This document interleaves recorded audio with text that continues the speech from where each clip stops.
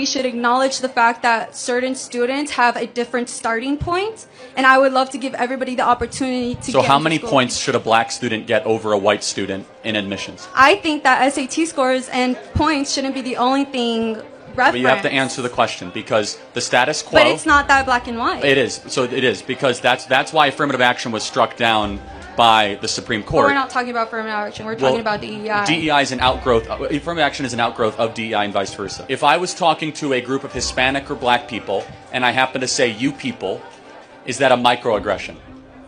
I would think so, yes. Okay, I think that's insane. Why?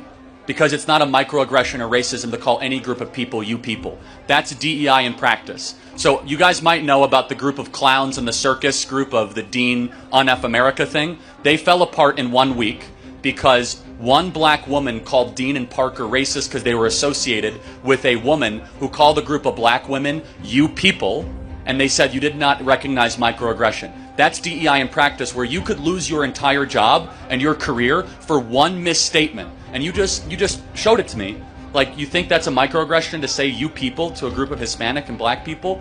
We should not be policing the speech of people. Instead, we should be caring about one thing, and that's merit and merit only when we put together our institutions.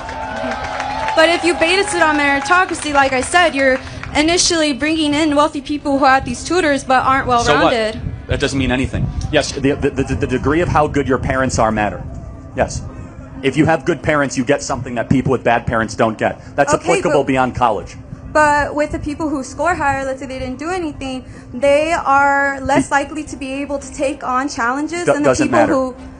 Why wouldn't it matter? Because as inherently an employer, you are penalizing those with good parents. The only way you can make this work... You're not penalizing Yes, you are. them. No, you're not excluding them. Not true. It is the only way. We see this. In order to elevate equity, you must compromise excellence.